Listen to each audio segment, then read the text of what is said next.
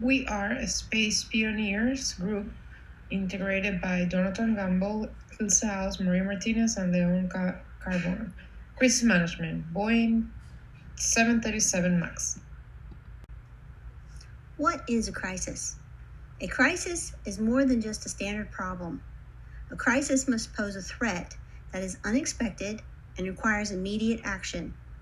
It puts the organization at serious risk and can result in permanent damage to a company's reputation, credibility, or brand that can lead to its demise.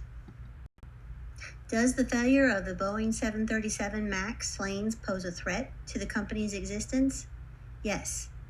This issue is costing the company billions of dollars in lawsuits, airline compensation, stock prices, and lost orders.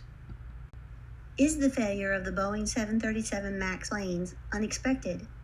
Yes. The company has a long record of producing safe planes. The crashes were definitely unexpected. Does the failure of the Boeing 737 MAX plane require immediate action? Yes. The public is concerned about flying in the MAX planes. This is echoing in lost sales for the airlines and extra costs for the leasing of the safer aircraft.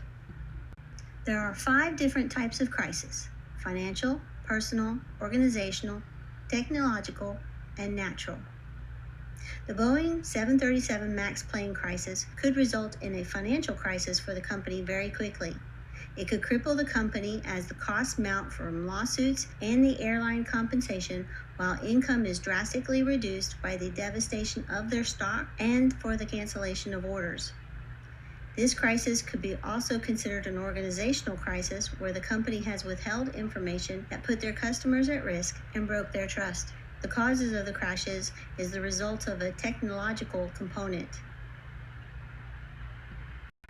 Here is the current situation Boeing is facing due to the 737 MAX crisis.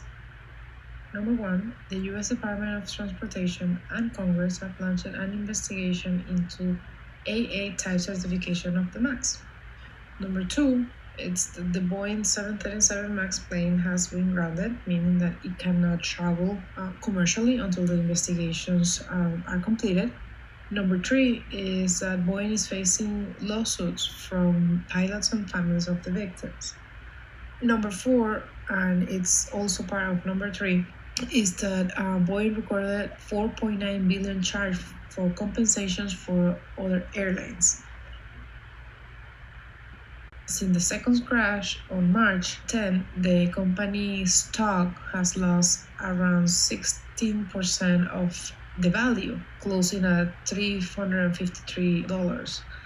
Every day that the plane has been grounded, they lose on a pre-tax earning around 350 millions. And the most important thing is that in an average, 41% of the Americans will not fly in a 737 MAX until the airplane is being tested for at least 6 months and without any incidents, which is huge. Here are some of the problems that led to the issues Boeing is currently working to resolve with their 737 MAX airframe. One of their leading problems was rushing the new 737 MAX in order to compete against the Airbus A320neo. Most believe that there was an engine problem on the 737 MAX. The reality is it's a software issue. The software caused the nose of the plane to dive down during takeoff, which confused pilots to thinking that there was something wrong with the aircraft. This leads us into the next issue, which is training. Pilots were only given a 2-hour iPad training when they really needed a flight simulator and perhaps a flight with an experienced test pilot to show them how the aircraft would react and how they need to handle the situation. Another issue is that in its current state, the MCAAS software is too aggressive for the pilots. There also needs to be a bypass system if the pilots feel like they need to take manual control over the aircraft. The critical factors in a crisis are the factors that dictate the outcome of the solution that's given. So in the case of Boeing, we would have to look at critical factors as those factors that would have any implication on the actual results that would come from any decision that Boeing makes.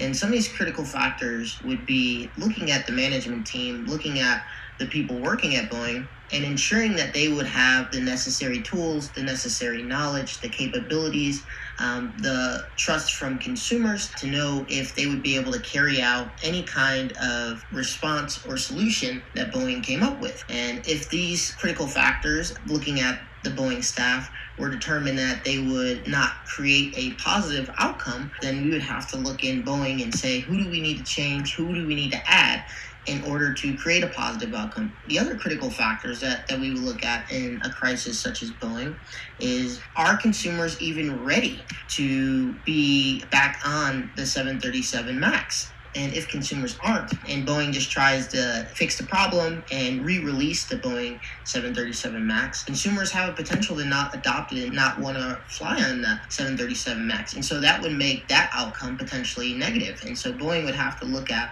this critical factor and determine, is there another way to go about handling this? Maybe rebranding the plane, maybe coming out with a new plane to help build consumer confidence. The next critical factor that I think is very important, in that it would have an implication on the situation, besides whatever solution Boeing decide to come up with, is, does Boeing have the financial means to carry out the solution that they want to carry out?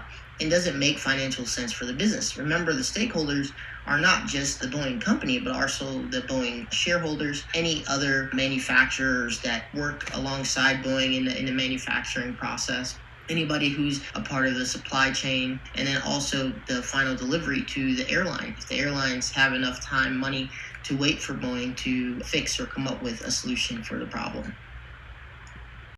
So all these critical factors will help determine the outcome of what Boeing should or shouldn't do, and if they need to create new people or create new resources to have a positive outcome. And these critical factors should definitely be looked at before Boeing decides to make a final solution on what they plan to do about the 737 MAX, because by not looking at critical factors and just making a decision, what ends up happening is the outcome can be negative, but it could have been avoided had they just looked at the critical factors ahead of time. So now we'll take a look at how Boeing handled the crisis. And the crisis didn't just start when the public or the FAA started really coming down on Boeing. The crisis really started when the first plane crashed. And initially, Boeing took a defensive stance. They denied that it was the airplane, because the airplane had been in service so long and had a good track history. And so they blamed it on pilot error initially, and said that it must have been something that the pilots did in overcorrecting or lack thereof to compensate for the plane malfunction, where it was pilot error and not Boeing's error. When the second crash happened, Boeing again denied that it was a complete Boeing issue. They looked at saying, potentially, we'll look at things, but the 737 MAX flies so regularly and has very little any problems or anything like that. So it really probably isn't the Boeing 737 MAX, right? It's probably, once again, pilot error, or, it's just a rare case that happened. And then when Boeing actually found out that it was a software issue, it completely changed the tone in which the company had to take, because now they had to protect their reputation in their company. And it was no longer about just trying to defend the 737 MAX, because now consumers were starting to feel ill towards being on a 737 MAX. And so now it became a situation of crisis management, where now Boeing had to take essentially responsibility for what had happened to the 737 MAX. And it really wasn't until their investigation got more in depth and they identified what the root cause was, that they really took any kind of stance on firmly believing that it was an issue with the 737 MAX. And they still felt at the time, even though the 737 MAX had been taken out from the lineup for airliners, they still felt that it was a safe aircraft for anybody to be on. They didn't want to look at the possibility that the aircraft was unsafe for consumers to be on, which kind of made it worse for them, because now, they've built a case where they're saying the 737 MAX is fine, there's no issues with it, and then it ends up being a software issue. So the Boeing's initial approach to handling the crisis of denying and playing a more defensive role actually ended up backfiring on them, when it actually ended up being the Boeing 737 MAX that had an issue, and it happened to be a software issue. So this wasn't the best approach given the outcome that has happened. Some of the recommended solutions are, first of all, changing the leadership and the company culture. Boeing as a company needs to show how they are restructuring and changing its focus to get the public to trust them. They have created a culture that focuses on profit versus safety, and that needs to be changed. The second one will be the company needs to take full responsibility on the situation, ownership of it as well, and present with an honest tone what is happening, why that happening, and how we can avoid that from happening again. The third solution is rebranding the 737 MAX and release new plan. Why? Because everybody that hears 737 MAX, it's going to always attach the two crashes and the victims and the losses to the airplane, and it's not going to take off. If we rebrand the plane, present it in a different way with a different certifications and safety, and we put all this in place, people will forget about the 737 MAX. And the last one, it's rebuild the company report by focusing on a long history of Boeing and their contribution to aviation. Because we have to remember, Boeing, it's one of the oldest aviation companies in the industry. And it's the first time that they have something like this to happen. So what's the new plan? First, we need to send out a press release stating that the management did wrong before any action is taken for restructure. You want to send it to key reporters that are covering this case. Then, you want to monitor the mentions of the information. Look at the comments for the sentiment of the public. Look at the mentions and the article shares on social media. After firing the management, a press conference will be scheduled to discuss the restructuring, the changes for implementing safety measures in the product design, new product testing guidelines, the plans for new management, and the 737 MAX recall and rebranding.